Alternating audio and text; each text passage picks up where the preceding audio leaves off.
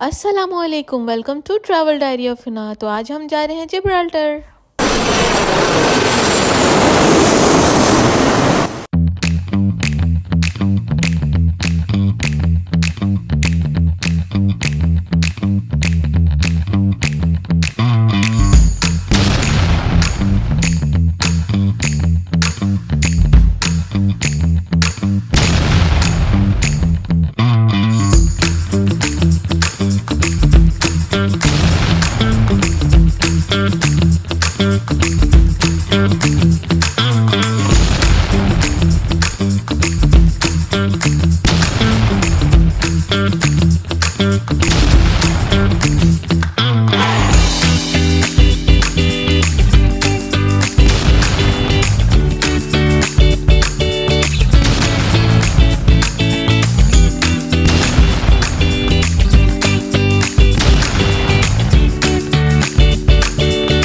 मेरे घर से जिब्राल्टर जाने के लिए सबसे पहले चलेंगे थोड़ा सा पैदल, फिर बैठेंगे एयरपोर्ट की शटल बस सर्विस में, फिर एयरपोर्ट के अंदर जाने के लिए फिर से चलेंगे थोड़ा सा पैदल। गेट नंबर चेक करेंगे और फिर पहुंच जाएंगे गेट पर। मगर उससे पहले होगा सिक्योरिटी चेक और ऑनलाइन चेक इन करना मत भूलिएगा।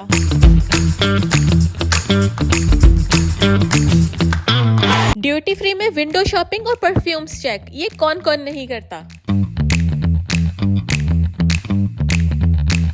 और फिर बोर्डिंग स्टार्ट होते ही बैठ जाएंगे प्लेन में। ओहो, प्लेन में सेल्फीज भी तो बनानी है।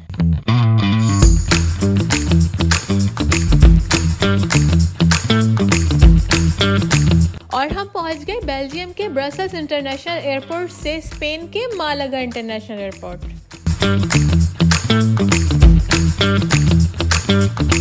पहुंच तो गए हैं, अब लाश के आने का इंतजार है। आई मीन हमारे लगेज का। लगेज भी आ गया है। अब यहाँ से जा रहे हैं बस स्टेशन पर, लेकिन उससे पहले थोड़ा कुछ खा लेते हैं।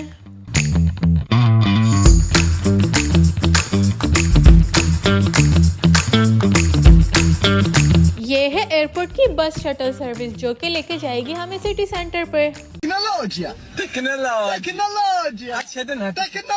फिर हम पहुंच गए यहाँ के इंटरसिटी बस स्टेशन पे। यहाँ पे मिलेगी हमें अवंजा।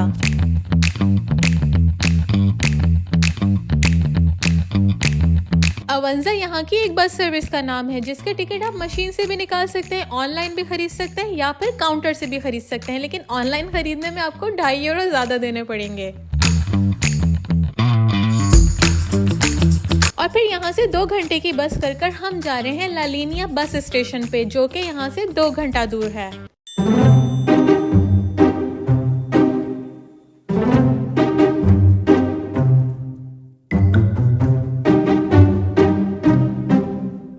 आप चाहे तो जिब्राल्टर एयरपोर्ट पे डायरेक्ट भी जा सकते हैं। हमें तो बेल्जियम से वहां की डायरेक्ट फ्लाइट्स मिल नहीं रही थी, तो हमने मालागा से जाने का सोचा। और ये है ला लीनिया बस टर्मिनल। घबराएं नहीं, ये अभी अंडर कंस्ट्रक्शन है।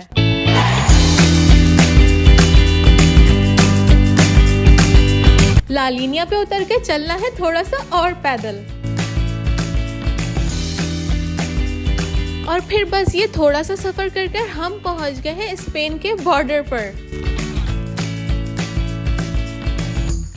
ओहो, एक तो ये मीडिया वाले भी मेरी जान नहीं छोड़ते। यहाँ भी पहुंच गए।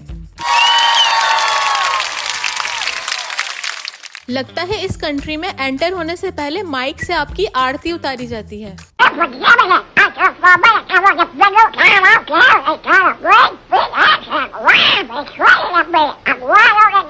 बहुत ही ऑसम इंटरव्यू देने के बाद हम जा रहे हैं स्पेन का बॉर्डर क्रॉस करने।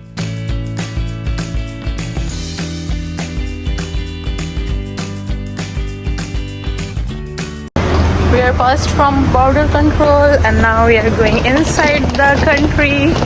Yay, one more flag.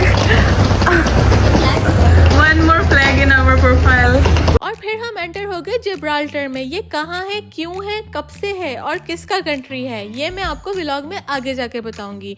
फिलहाल करते हैं बॉर्डर का मजीद एरिया क्रॉस और जाते हैं अपने स्टूडियो अपार्टमेंट में।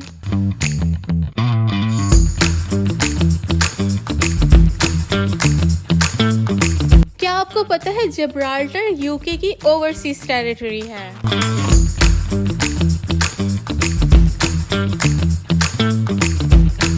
और यहाँ पर लिखी हुई है यहाँ के 4 अहम और मशहूर बहादुर शख्सियात की हिस्ट्री, जिसमें से 3 तो मुसलमान ही हैं और सबसे ज़्यादा अहम जो है वो है तारिक इब्न ज़ियाद, जिनकी कंप्लीट डिटेल्ड हिस्ट्री मैं आपको व्लॉग में आगे जाकर बताऊंगी। इसी तरह चलते फिरते हम पहुंच गए हैं अपने स्टूडियो अपार्टमेंट में, जिसको हमने booking.com से बुक किया था। और इसमें अंदर जाने के लिए आपको जगह जगह कोड्स लगाने पड़ते हैं क्योंकि ये है सेल्फ चेक इन।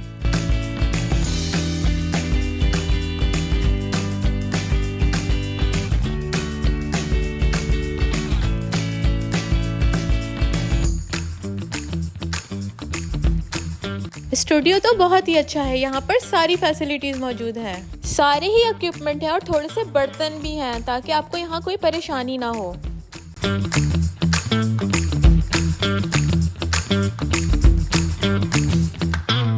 सुबह सुबह उठकर फ्रेश होकर तैयार शयार होकर मैं जा रही हूँ रॉक ऑफ जिब्राल्टर।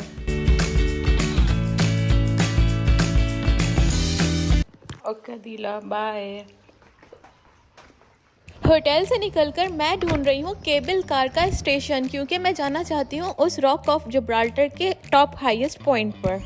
वैसे क्या आपको पता है जिब्राल्टर बर्तानिया का समंदर पार इलाका है जो कि स्पेन के बॉर्डर पर है और ये अटलांटिक ओशन यानी कि बहरा ओकियानूस के करीब है। जिब्राल्टर का कुल रकबा तकरीबन 6.8 स्क्वायर किलोमीटर के बराबर है और आबादी तकरीबन 40,000 के करीब है। काफ़ी ज़्यादा चलने के बाद जब वहाँ पहुँची तो पता लगा कि अभी तो चेयर लिफ्ट स्टार्ट ही नहीं हुई है। उनकी टाइमिंग जो है वो 9:30 बजे से स्टार्ट होगी और अभी जो है वो सुबह के 8 बज रहे हैं। बस फिर क्या था, मैंने टाइम ज़ाया किए बगैर पैदल जाने का फ़ैसला किया, जिसमें हाइकिंग थी और बहुत सारी सीढ़ियाँ भी थी। निहायत ही बुरा फैसला था, आपस की बात है।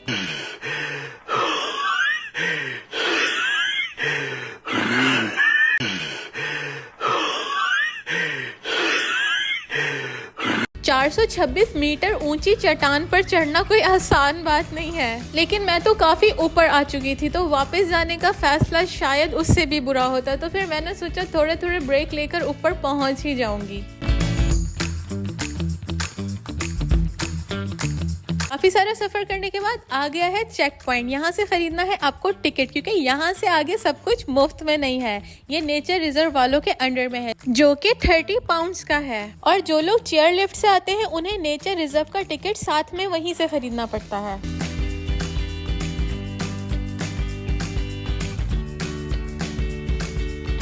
और इस पॉइंट से नजर आते हैं शुमाली अफ्रीका के नज़ारे, मराकेश और क्यूटा की खूबसूरत पहाड़ियाँ और जिब्राल्टर के साहिल के साथ बने हुए स्पेनिश कस्बे।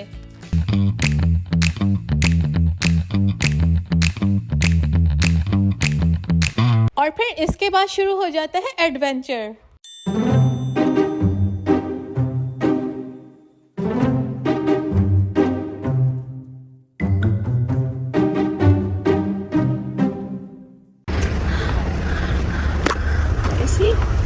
Yeah, he is this side. He's running.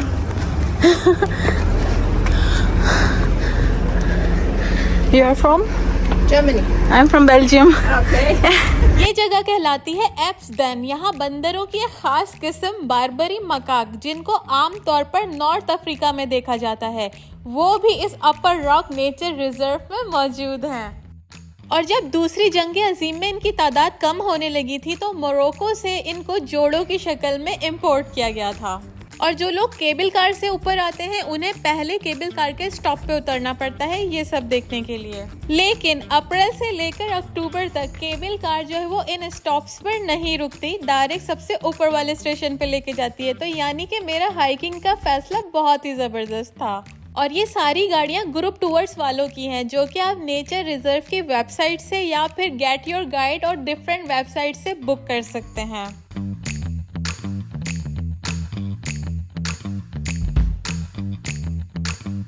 Group tour के बहुत सारे जहाँ फ़ायदे हैं वहाँ बहुत सारे नुकसानात भी हैं। आप इनके साथ आ तो जाते हैं, लेकिन ये आपको हर जगह पर थोड़ा थोड़ा सा टाइम देते हैं। आप जगह को सही से देख भी नहीं पाते, सही से तस्वीरें भी नहीं बना पाते।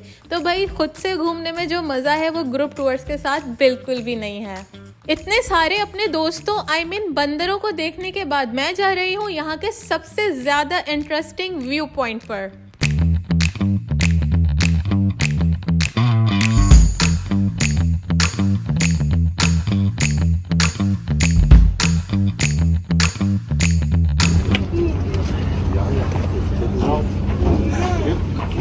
Ich kann das Bild kurz mal die Treppen runter machen. Jetzt Einfach nette. Achso. Gut. Okay.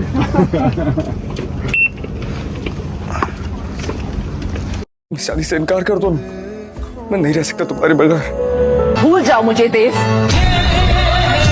और इनके तो अपने ही मसले चल रहे हैं, चले छोड़े, हमें क्या। हम जाते हैं यहाँ की सबसे मशहूर और मुनफरिद जगह, जिसका नाम है द स्काई वॉक। सतह समंदर से 340 मीटर की बुलंदी पर जिब्राल्टर का द स्काई वॉक 2 बर्रे-आज़म और 3 ममालिक पर मोहित 360 डिग्री के नज़ारे, जहाँ से नजर आता है यूरोप से अफ्रीका और जहाँ मिलता है आसमान से समंदर। इसको देखने के लिए मैंने इतनी मेहनत की। क्या वाइब्स है यार।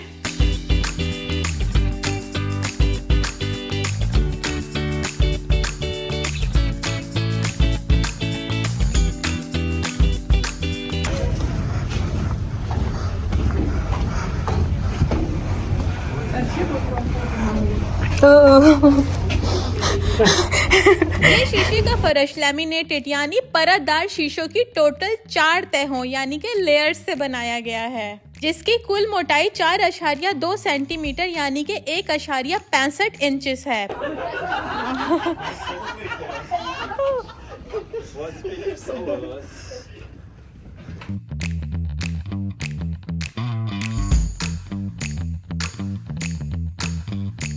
इनका दावा है कि इसमें एक ही वक्त में 5 एशियाई हाथियों और 340 अफराद के वजन को बर्दाश्त करने की सलाहियत है और 150 मीटर फी घंटा की तेज हवा की रफ्तार को संभालने की सलाहियत रखता है।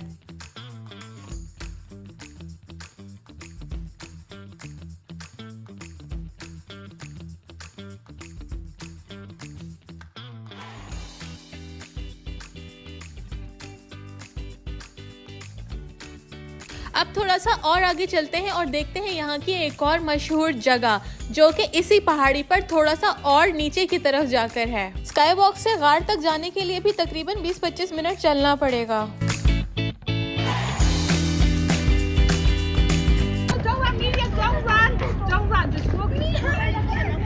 तो ये है सेंट माइकल केव।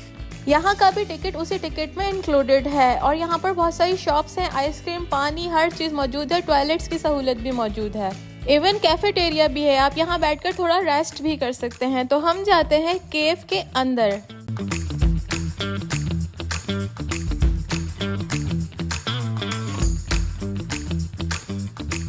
केव भी काफ़ी अंदर जाके दूसरी साइड पर नीचे की जानिब जाकर है, जहाँ से उसकी एंट्रेंस है और एंट्रेंस पे आपको अपना QR कोड दोबारा से स्कैन करना पड़ता है।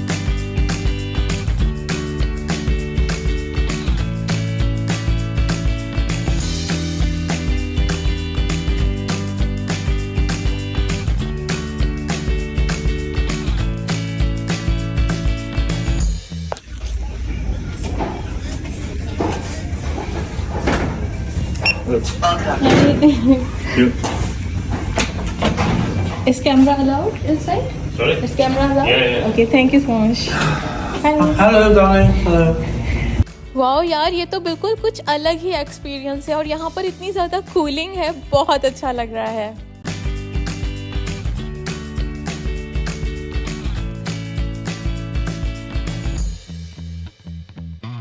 ये मैं कहाँ आ गई हूँ, इतना हसीन सीरियसली ये कुछ अलग ही एक्सपीरियंस है, कुछ शहरज़दा सा एक्सपीरियंस। इतनी हसीन जगह, और ये क्या, यहाँ पर तो लाइट शो भी हो रहा है। Wow, they changed the colors. It's so beautiful. Maybe you can't see it properly, but it's amazing. शायद वीडियो में इतना अच्छा नज़र नहीं आ रहा होगा, लेकिन लिटरली ये बहुत ही ऑसम एक्सपीरियंस था। वैसे इस गार के मुतालिक बहुत सारी काबिले यकीन और नाकाबिले यकीन कहानियाँ मंसूब हैं। कहा जाता है कि ये गार 711 ईस्वी में जब जनरल तारिक इब्न ज़ियाद ने हिस्पानिया की फतह के लिए क़यादत की थी, तो ये दिफाई दीवार के तौर पर फर्ज किया जाता था। और ये भी कहा जाता है कि दूसरी जंग अजीम में ये गार मिलिट्री के अस्पताल के तौर पर भी इस्तेमाल किया गया था। और कुछ मजहबी लोगों का मानना है कि यहाँ पर एंजल्स यानी कि फरिश्ते उतरे थे, क्योंकि इसके स्ट्रक्चर को अगर देखा जाए तो वाकई में ऐसा लगता है कि कुछ परिंदे हैं जो अपने पर खोल के खड़े हैं। तो लोगों का मानना है कि यहाँ पर सेंट मिकाइल, जो कि इनके मजहब के हिसाब से कोई फरिश्ते थे, तो वो यहाँ नमूदार हुए थे। लेकिन हर कोई इस बात पर यकीन नहीं भी करता है। खैर, असल हकीकत ये है कि चूने और पत्थर की चट्टानों में से बारिश के पानी के आहिस्ता आहिस्ता रिसने से केमिकल रिएक्शन की वजह से कार्बोनिक एसिड में तब्दील हो गया। के नतीजे में ये चट्टानें ऐसी हो गईं और हजारों साल गुजरने के बाद बड़े बड़े गारों में तब्दील हो गईं। और अब ये गार जिब्राल्टर का अहम सयाही मकाम बन गया है।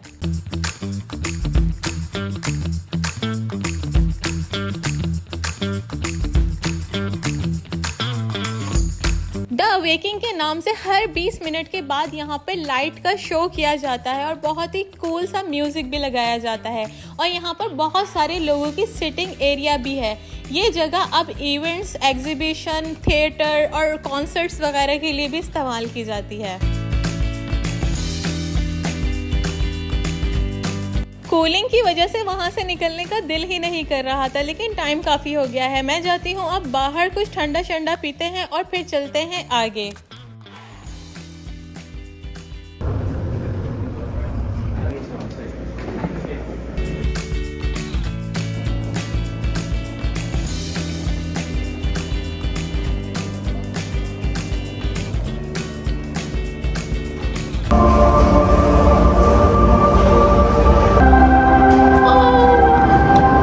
वैसे तो यहाँ देखने के लिए और भी बहुत सारी जगहें हैं जो कि इसी टिकट में इंक्लूडेड हैं, लेकिन हर जगह जाने के लिए 35 से 40 मिनट की हाइकिंग यानी कि पैदल का सफ़र है और पहाड़ों पर चढ़ना पड़ेगा।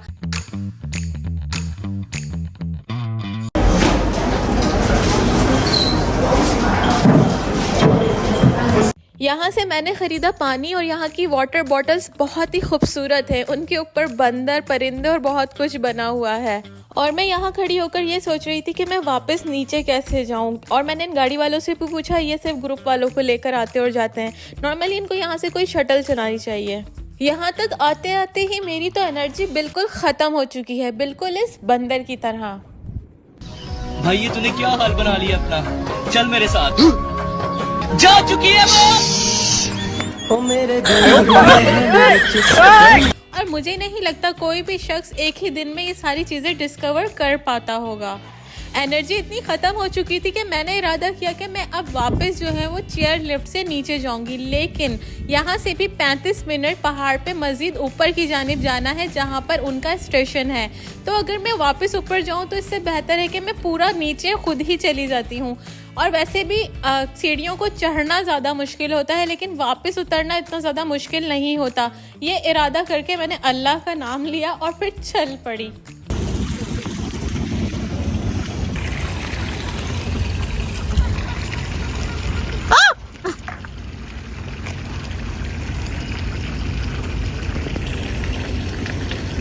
हाय,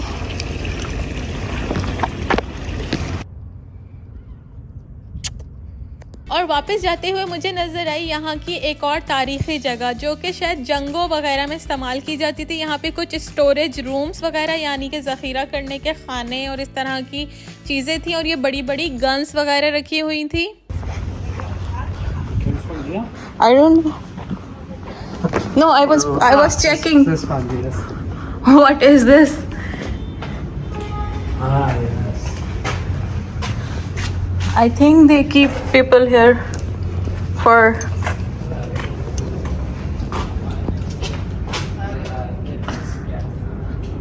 this is scary.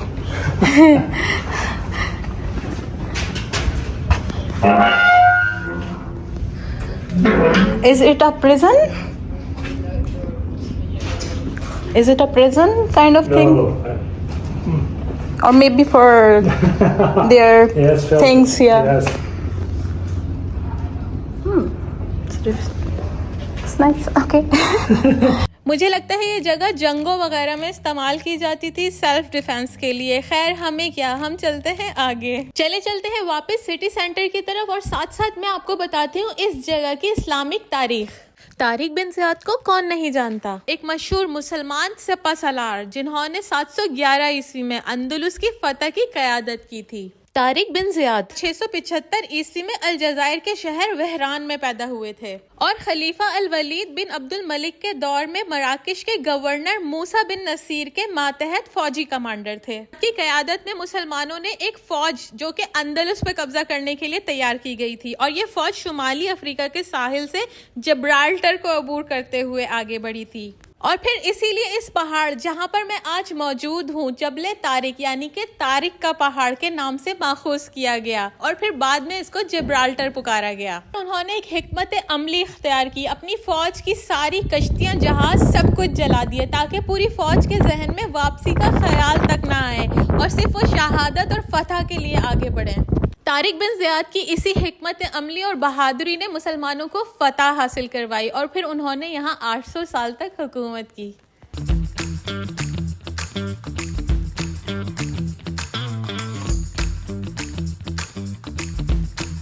इसी तरह चलते फिरते खूबसूरत और ख़तरनाक रास्तों से तकरीबन 2-2.5 घंटे में मैं वापस नीचे पहुंच गई थी और फिर यहाँ का सिटी सेंटर में सारी शॉप्स वगैरह खुल गई थी। तो मैं ख़रीदने लगी हूँ अपना मैग्नेट और हम डिस्कवर करने लगे हैं यहाँ का city centre. What is this? Caramelized sunflower seeds. Ah, sunflower seeds. Sorry? Yeah, I want to try. This is the same as that she's making. Okay. Give my hand? Yes. Okay. I'll try it.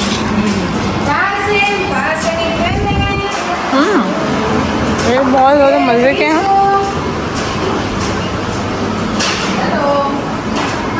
यार, बहुत मज़े हैं।